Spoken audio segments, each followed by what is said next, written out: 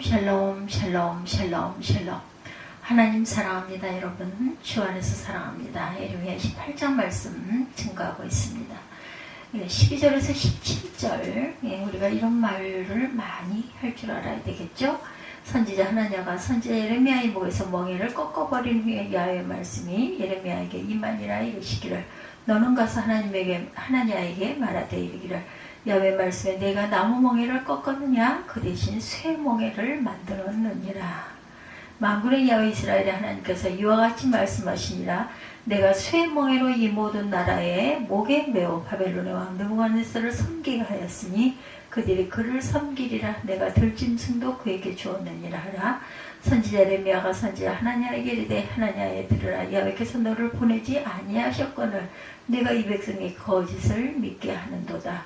그러므로 야훼께서 이와 같이 말씀하시되 내가 너를 진면에서 제하리니 내가 야훼께 패역한 말을 하였음이라.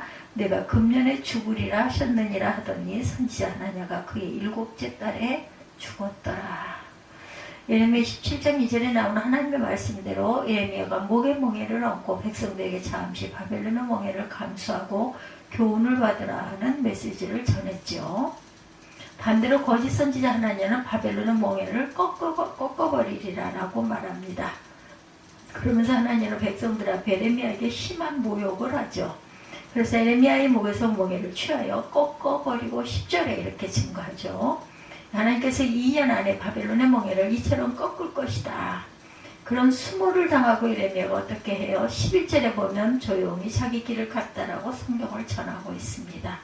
이 자세에서 우리는 예레미야의 넉넉한 자신감, 믿음을 살펴볼 수가 있죠.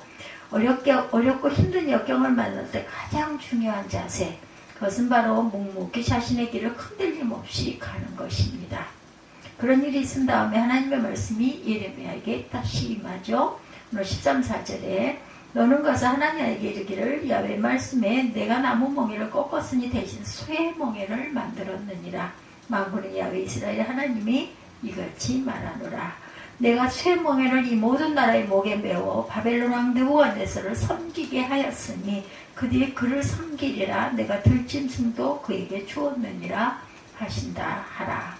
그 하나님의 말씀을 듣고 예레미야가 선지자 하나냐에게 가서 말하죠. 그 말씀이 보면 15, 6절에 선지자 예레미야가 선지자 하나냐에게 이르되 하나냐여 들으라.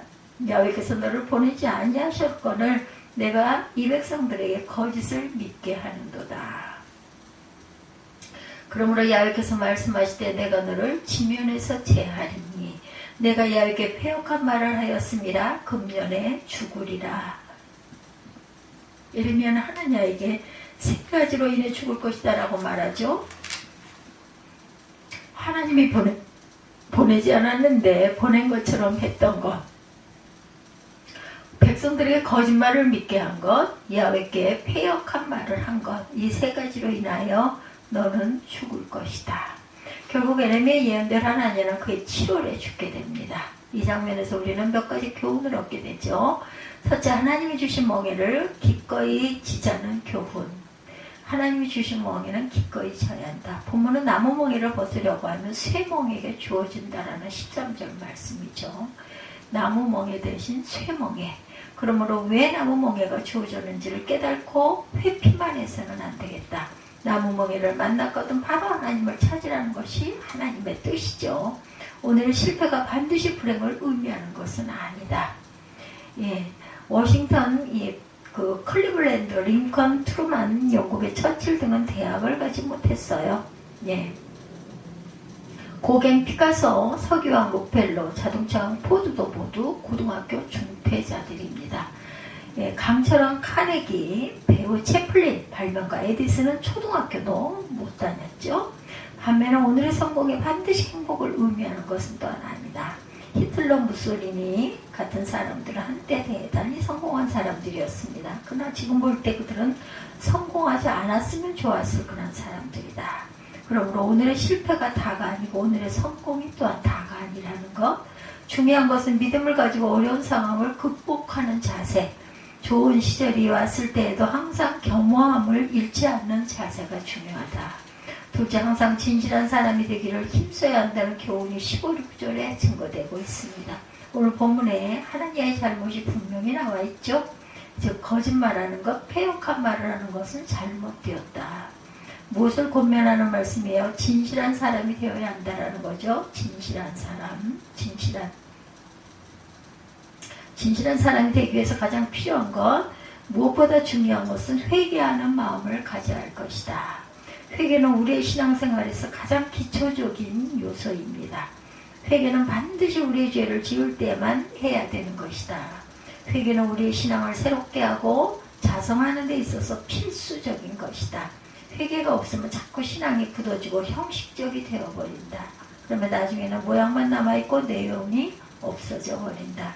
흙을 갈아엎으면 부드럽게 돼서 농사를 할 때 경작을 잘하면은 풍년이 되죠. 많은 수확을 얻게 됩니다. 그 부드러운 땅에 씨가 뿌려지면 금방 싹이 나게 되죠. 냉장 놔두면 얼마 가지 않아 땅이 딱딱한 불모지가 된다라는 것. 그러므로 밭은 되도록 자주 갈아엎어야 한다는 그러한 진리가 있다는 거죠. 농부들은 그렇게 말합니다. 그와 마찬가지로 우리 신앙도 이러한 밭거리의 역사가 필요하다. 그 영적인 밭거리가 바로 회개라는 것, 회개하는 삶을 살아야 합니다. 세 번째, 하나님 보시기에 아름다운 말만 하지 않은 교훈 16절에 말 한마디가 큰 힘과 용기와 위로를 주죠. 그러나 말 한마디가 사람들의 마음에 지울 수 없는 상처를 또한 주기도 한다는 거. 갈등이 있는 곳을 보면 대개 말 한마디 때문에 이런 시작하는 갈등의 경우가 많습니다. 말 한마디의 중요성을 지나치게 강조하는 것도 또한 문제입니다. 우리가 더욱 강조할 것은 하나님을 믿는 자녀라는 사실. 하나님의 자녀에게 웬만한 말에는 넘어지지도 말고 흔들리지도 말자. 그리고 어느 누구 할 것 없이 연약한 인간 존재라는 것을 인정하고 누구에게나 말 한마디에 실수가 있을 수 있다고 여유를 가지고 생각해야 한다. 그러므로 우리 믿는 사람들은 타인의 말 한마디에 너무 흔들려서도 안 된다.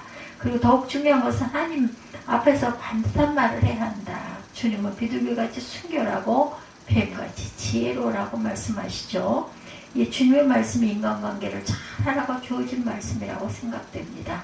뱀에게는 세 가지 지혜로운 모습이 있어요. 어디로 지나가도 흔적이 남지 않고, 어디를 지나가도 피해가 전혀 없고, 어디를 지나가도 소리가 나지 않는다라는 것.